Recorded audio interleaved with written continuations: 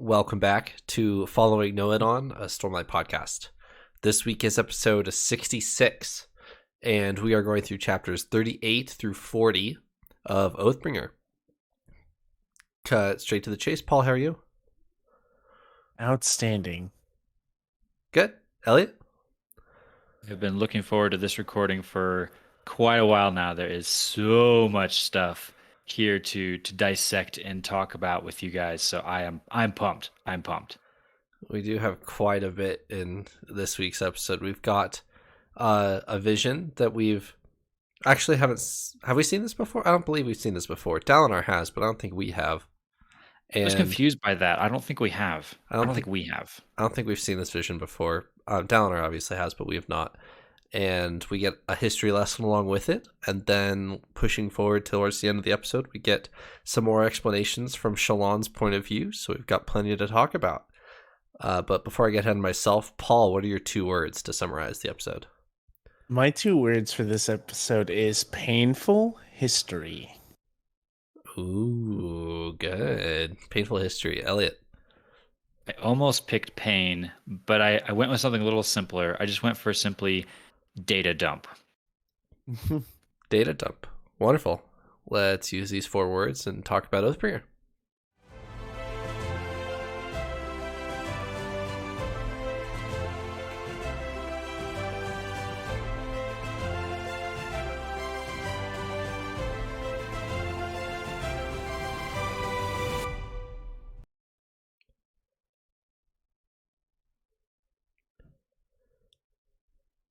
All right, we'll get to our data dump here in a second, but painful history, Paul. Talk to me about painful history. Sure will. So my behind the scenes look into these 2 words is I first wrote down history as one of my 2 words, and then I was like, painful as well. Then I was like, okay, I could just switch this around and do a fun little painful history, But I chose history just because we get a very deep look through a vision at basically what's happening, or a big part of what we see in like the prelude to the Stormlight Archive, right? Correct. Like there's a lot of like the monumental foundational premise to everything that's happening, which is crazy history right there, but also very painful, which is where my other word comes in. There's a lot of literal pain sharing between our heralds, and just a lot of like crazy stuff that's happening, and a lot of like thousands of years in, thousands of years out of like struggle for our herald friends, and it's just a mess. So that was why I chose painful. Elliot? For very similar reasons, I just simply went with data dump because I felt like we learned so much in these 3 chapters. Not just about the history and all the heralds and everything you're talking about, Paul. We also learn about the Sons of Honor and the Skybreakers and a few more hints at some other stuff. I feel like I'm starting to get enough information at this point where I can start to piece things together. There's so many unanswered questions still out there, but this pulled a lot of loose ends together for me. It was a massive dump of data. Yeah. I don't have it in front of me. I should have prepared this, but do you guys remember in one of our oh shoot, what are they called? The little things before the chapter, Our epilogues or whatever. Epigraphs. Epigraphs, yes. Do you guys remember a Way of Kings epigraph where it was talking about the one being betrayed by the 9? And that's all it really talks about, and the 1 holding their oaths and the 9 abandoning theirs.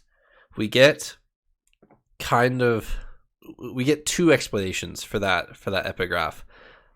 It could be translated as Talon being abandoned, or it could also be translated as Nail trying to hold the Skybreakers together, and his twisted way of holding his Knights Radiant Order together. And them not abandoning their oaths. So there's 2 interpretations for that epigraph. I should have referenced it, but if you guys remember it, then that's fine.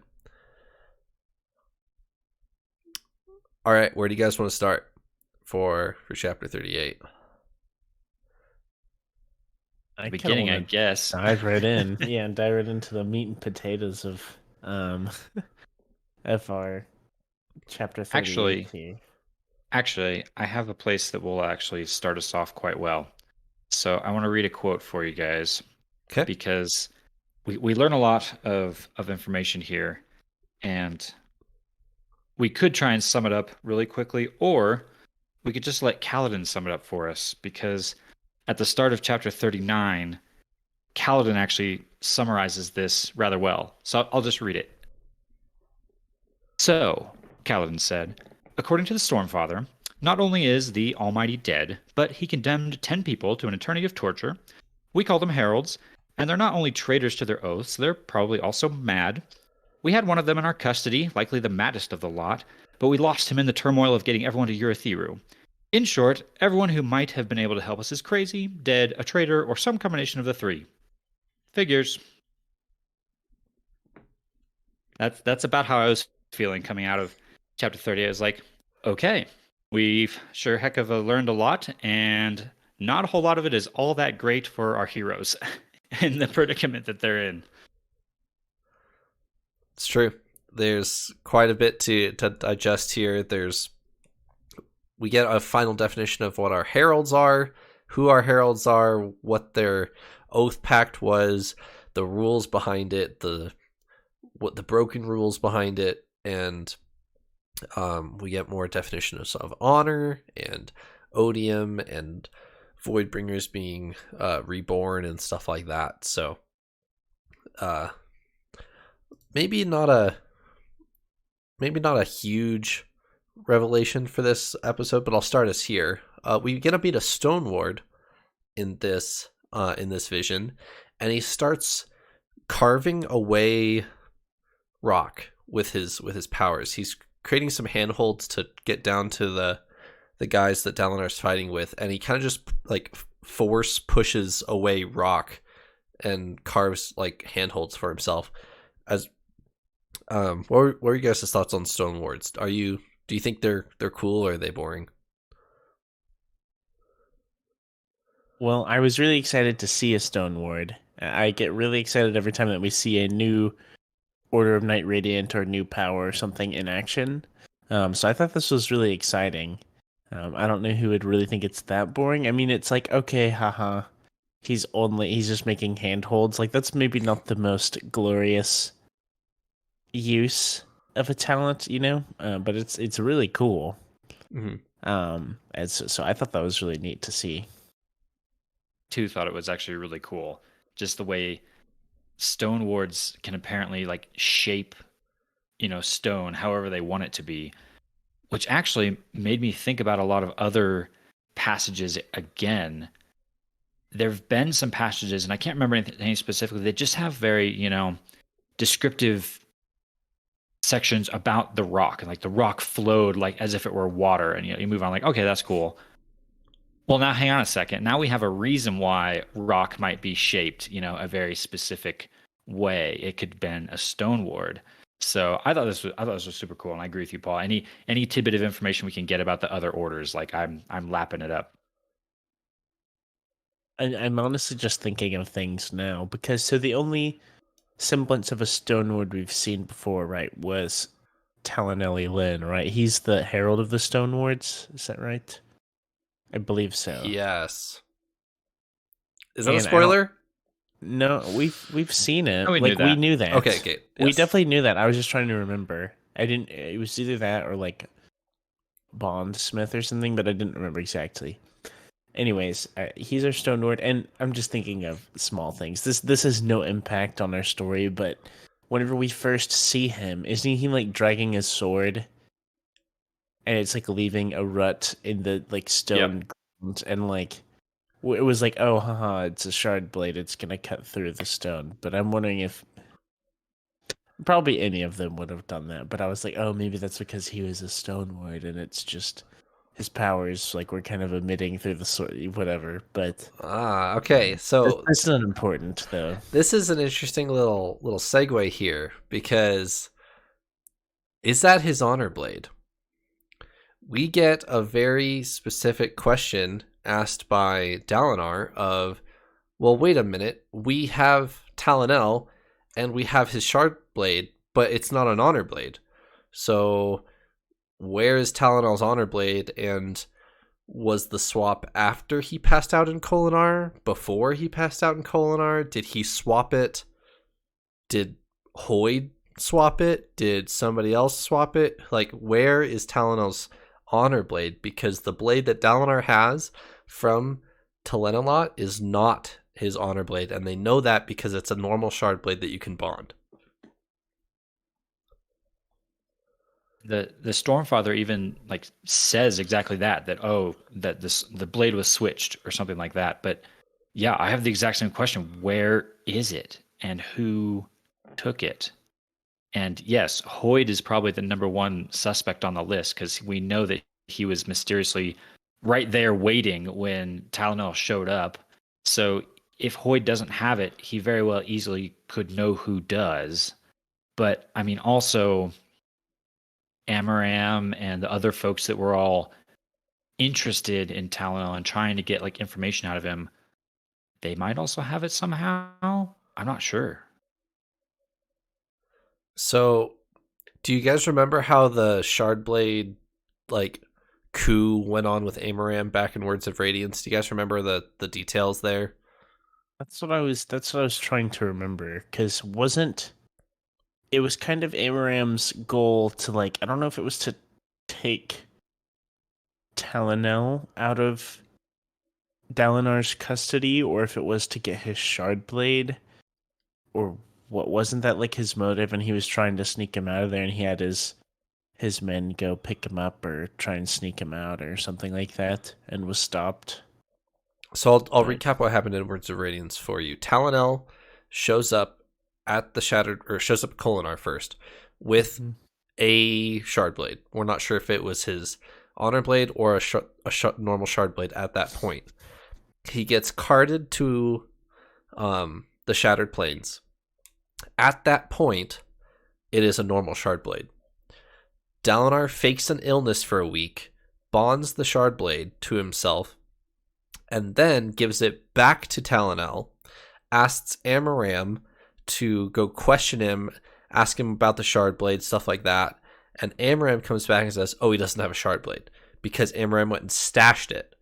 Like he went to like hide the honor blade, or sorry, the shard blade that Talonel had, but Dalinar had already bonded it, so he just summons it from the hiding place and confronts Amaram with it. Mm-hmm. That's right. On the same page here? Yes. Okay. That was such a good Dalinar moment. Wow. Yes. So it's not an honor blade. And yeah. And we don't know where his honor blade is. And we also don't know where he is as well, which I was actually wondering that ahead of this chapter also. I was like, well, hang on a second. What happened to our Herald guy that we have? Well, it turns out they lost him. Like, come on, guys. Well, even if he was a bit crazy, like, do you remember, you lost him. Do you remember at the end of Words of Radiance? Amaram evacuates him. What's the Ghostblood lady who has the blow darts and the mask? Remember? I don't remember her name. I don't remember her name either. Yatil, maybe? Could be. And she tries to assassinate Talonel before leaving the war camps, and Amaram gets him out successfully. So Amaram has Talonel somewhere. Gotcha. That can't be good. That's what I was going to say. My guess is that Amaram is just tied up with that somehow. So my guess there is that Amaram hasn't. He's always been kind of one of our, oh yes, he's a bad guy characters. But other than the Talonel incident that you just recapped, Trevor, we haven't seen anything super devious or crazy from him. So I'm wondering if somehow he gets a hold of this honor blade that Talonel had, and then that's kind of how he comes back at some point as like a more major villainous figure because now he has stone ward powers and things like that. That'd be big. That would be pretty crazy. I'll I think go that would down also this. be pretty fitting. I would like to see that, honestly. I'll go down this little rabbit hole thread of honor blades a little bit further, real quick. At the very end of the vision, when the Almighty shows up and gives his little speech that he always does, do you guys remember what person he like takes over, as if you will? There's a person who like they end up in the circle, like in this little alcove where all the honor blades are, and somebody comes running into the alcove and they're all standing there. Do you remember who comes running in? And then Honor says his little speech and then the vision ends. I don't remember it being important. It doesn't seem very important until you think about it real quick. Doesn't someone run up and is just like, I'm a messenger from... The only thing it says is he's Shin. Do you remember this? So he walks in and Dalinar's like, oh, that guy's Shin. This is 4,500 years ago, and I can still tell that he's Shin. Where's Szeth from? Shinovar, yeah.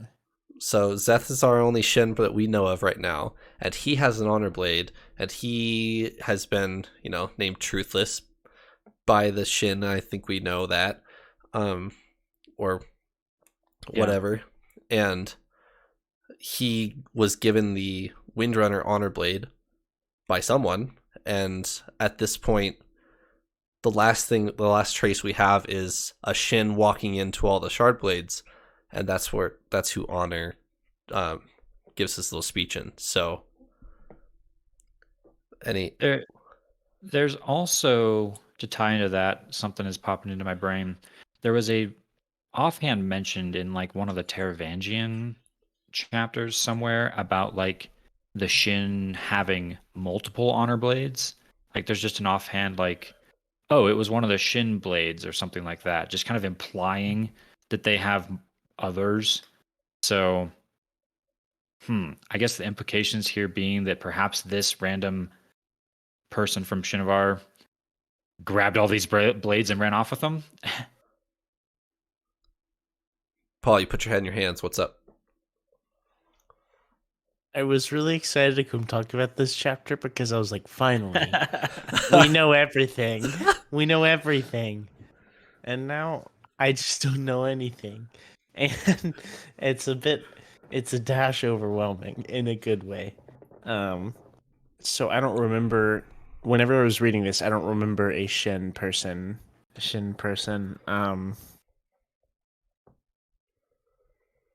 And in my head, once again, I'm like, oh, it's probably not that important. It's just a tiny little detail, but like maybe it's just someone from Shinovar, but that would add up because I guess we never really talked about that before, have we? Like, how did Szeth get his honor blade?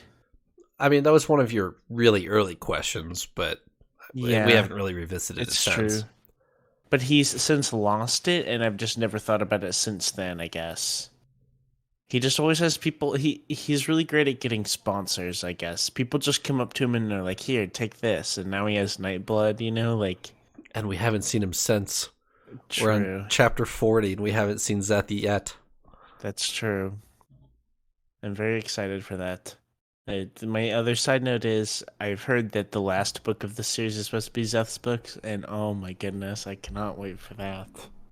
Can't wait at all. But anyways, we have a lot to cover here first. There's a lot to unpack here, and a whole lot of like crazy theories that could go just from this one chapter alone. And I guess I just hadn't thought about it enough because I was like, okay, nice. Now we know about this time, like what actually was happening, what it entails, and things like that. And then, of course, coming here to talk to y'all, stirring up all this trouble and ideas, and now I just don't know what to think anymore. Trevor, can I ask you a couple questions just to make sure that I'm understanding all this correctly? Yeah, go ahead. So, if I've learned my history correctly here from the Stormfather, History. we have we have You're welcome. honor and cultivation who are sealing away odium. Yeah, I was gonna recap the oath pact here in a second, so I'm glad you're asking this question. Okay, so you can fill in whatever I miss here. Yeah. Honor is now dead. So the assumption I guess we can kind of jump to is that event has now freed odium, and now he can go and enter the world and cause trouble. The heralds are sealing away the Voidbringers. And that's where we get into the whole oath pact thing where they all go into damnation. They're holding them back, but at some point they always break under the torture. And when they do break, that's when a desolation happens. The wave of Voidbringers hits the world, wrecks everything until they eventually defeat them, go back to damnation, and start holding them away again. Correct. Right? Correct. Okay. And then the most recent version of all of this is that the 9 heralds left Talon on his own to hold back the Voidbringers all on his own because he had never broken before, right? Correct. Everybody else had, and he was the only one that hadn't at that point. So then we kind of jumped to the conclusion from that we assume that the 4,500 years since that event, Talon has been holding out that whole time on his own. By himself, correct. Gotcha. Which is way longer than like the Desolations before that. They talk about as little as a year in between Desolations prior to that. Right. So, okay. So then Talon has finally broken. He's finally here. He's back. And a Desolation is coming for the first time in 4,500 years. Correct. And if you remember at the end of the Way of Kings, that epilogue that is at the gates of Kholinar, Talon shows up and he says, "The Desolation's here. I failed. I'm sorry." And then he collapses. So that's that point of the Voidbringers are back. The Parshmen on the Shattered Plains are about to summon their Everstorm. In fact, that could be at the same time. Well, no, it couldn't actually. It would have to be a little bit later. But so they summon their Everstorm. It gives a catalyst for the Void Spren to come back, and so that Parshmen can bond with their Void Spren and become Voidbringers as we know them. But note there, real quick, there's been a couple mentions about how the Everstorm is new. Correct. It did not come with previous Desolations, right? Correct. So something's different with this one. Okay, I'm tracking. I just want to give Talon a hug, you know. I was about to say. I was just Poor about to guy. say, poor Talon. Yeah. Come on. Like, okay, so the last Desolation, right? And he's like, "Man, my Herald buddies, they're really struggling. They only last, they've only lasted a couple months this last time, but I believe in them. They'll stick it out with me." And then, a couple hours goes by. He's in damnation. Nobody shows up. He's alone. He's like, okay. Yeah. And then he lasts for 4,500 years. Like, time could be totally different there, whatever. But still, you're like, man, what a guy to hold that long. I'm remembering a year and a half ago, 65 episodes ago, back to our very first episode, I remember thinking, I have no idea what's going on in this prelude, but whoever this one guy is that they left, he's going to be pretty pissed at the other 9 that left him. And I think I was kind of right. Obviously, he's 4,500 years of torture. He's going to be pretty mad, but it doesn't seem like he's so necessarily mad as he is just broken. Right. He's just like crushed to nothing left is like what it seems.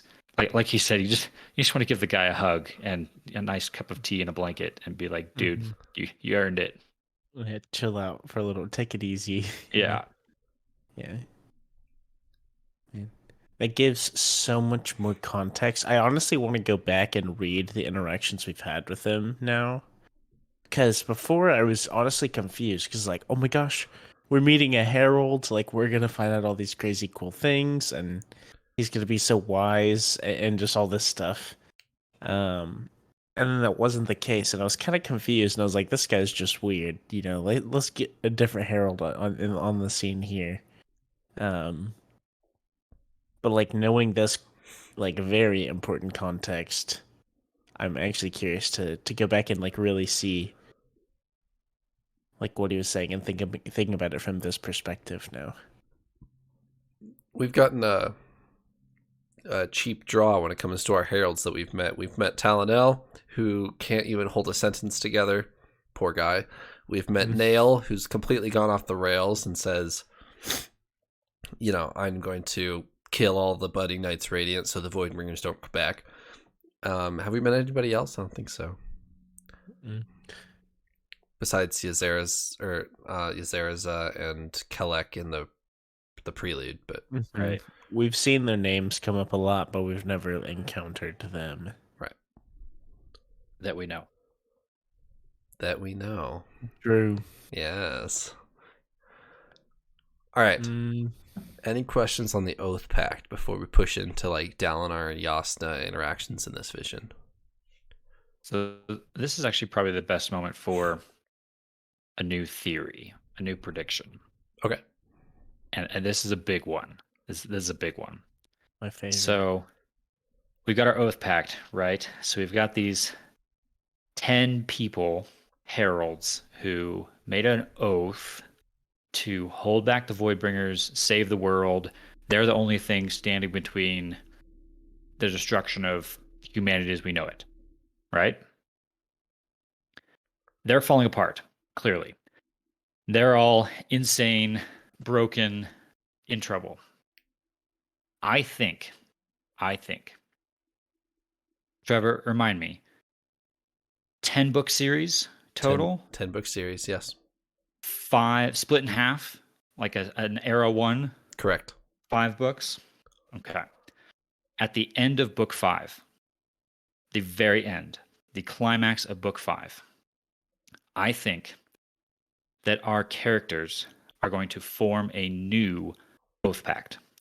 I think it's going to be something different than what our heralds have done, but I think it'll be something similar, where there is one member of each of the orders, and it could be our heroes, or it might not be. It could be, Kaladin for the Windrunners, Shallan for the Lightweavers, et cetera, et cetera. I think they will all step up and renew the Oath Pact, create a new one, which will seal away Odium again, and they will have to do some version of what the heralds have done for the last thousands and thousands and thousands of years. That's the theory. I can safely say that nobody in our audience can confirm or deny, unless you're Brandon Sanderson, that about this theory here. So, I'm will excited. say, I'm excited that I know enough now to even make a prediction like this that is in the future. And we haven't even read book 4 yet. We still have half of book 3, more than half, and all of book 4. So obviously this may completely get blown out of the water in the next 2,000 pages that I still have yet to read before I get to up to current times. But that sounds to me like a fitting like climax of the first era.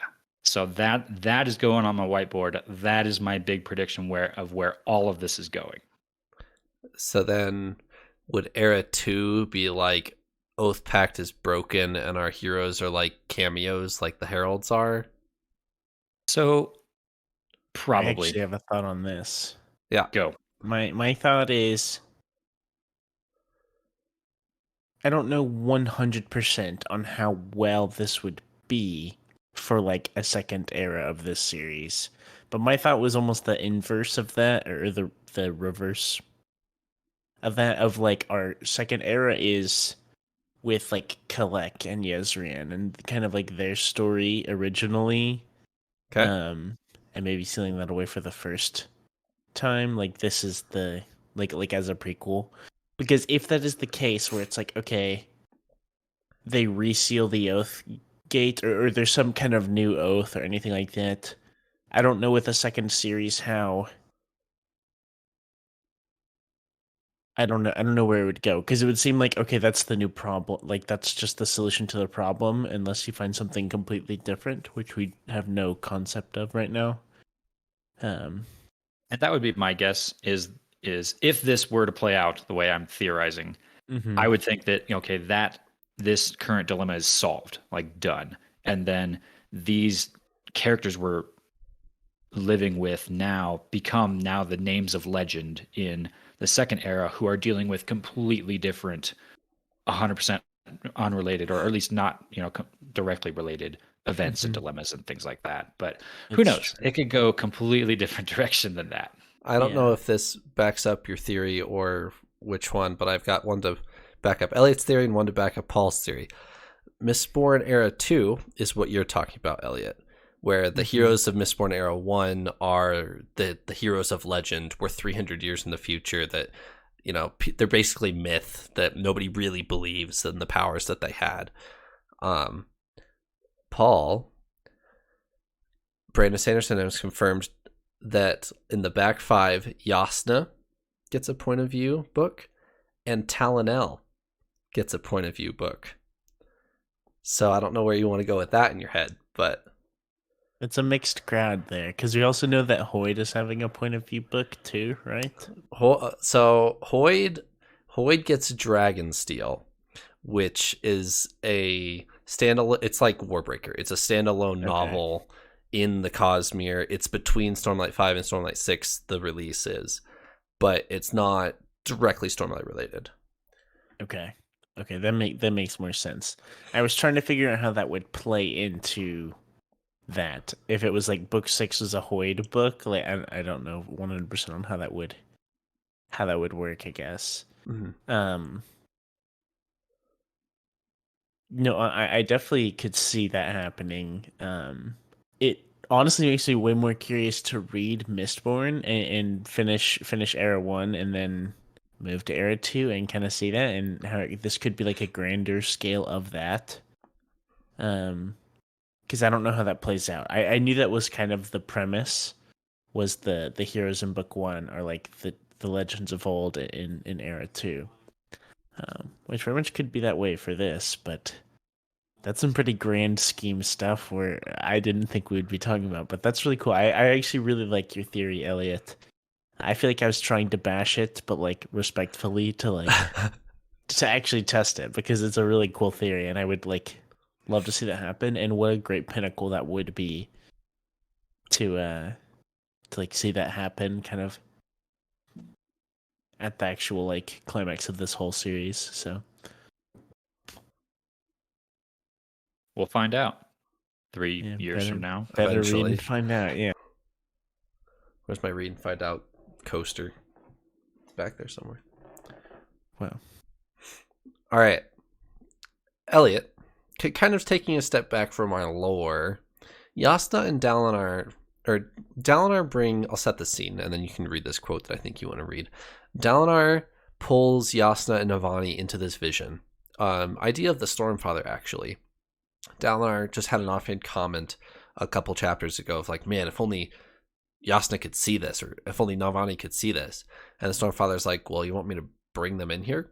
And so here we are. Jasnah and Navani have been brought in here, and Jasnah and Navani instantly spin their heads around and then just bolt. Like they just want to go take notes of everything and anything they can see. And Dalinar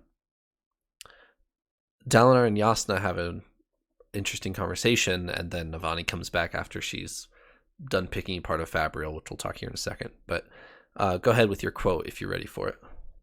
Yeah, I did want to read this section because I thought it was really good. This was maybe the first moment in Oathbringer so far where it was like, oh yeah, that's a quotable section there where I can come back to that and get a good bit of wisdom out of that. So I'll go ahead and read it. And yeah, it's Jasnah and Dalinar talking. This is Jasnah.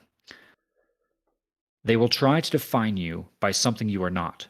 Don't let them. I can be a scholar, a woman, a historian, a radiant. People will still try to classify me by the thing that makes me an outsider. They want, ironically, the thing I don't do or believe to be the prime marker to of my identity. I've always rejected that and will continue to do so. You are not a heretic, Dalinar Kholin. You are a king, a radiant, and a father. You are a man with complicated beliefs who does not accept everything you are told. You decide how you are defined. Don't surrender that to them. They will gleefully take the chance to define you if you allow it. I just thought that was really powerful and cool that Jasnah and Dalinar, who are both dealing with similar things of so many people doubting them and so many people defining them by what they don't like in them. And Jasnah is basically just saying, don't let them get you down. Do your thing. Be who you want to be. Define yourself. Don't let them define you. And that's a harder thing to put into practice than it is to say, but still really cool. I love that moment. Jasnah's had her entire adult life, she has renounced Vorinism and kind of been, that crazy cousin that you don't talk about, that type of part of the Kholin family. So she's walked this line, and Dalinar, who's certainly older than Jasnah, but Jasnah's like, hey, I know exactly what you're going through. Here's my advice for you. So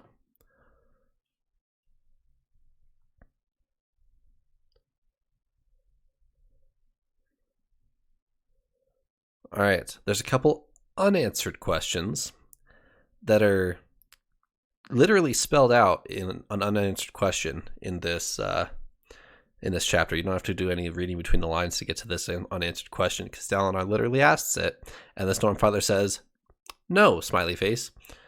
Dalinar, actually Navani, I think, is the one who brings it up. Is this what caused the recreance? Like, is all of this with the heralds abandoning their oaths and leaving Talon in damnation? Is that what sparked the recreance when they found that out? And the Stormfather says, no, there is something else that I'm not going to tell you because you're going to abandon your oaths. So, did you guys pick this up? Any theories?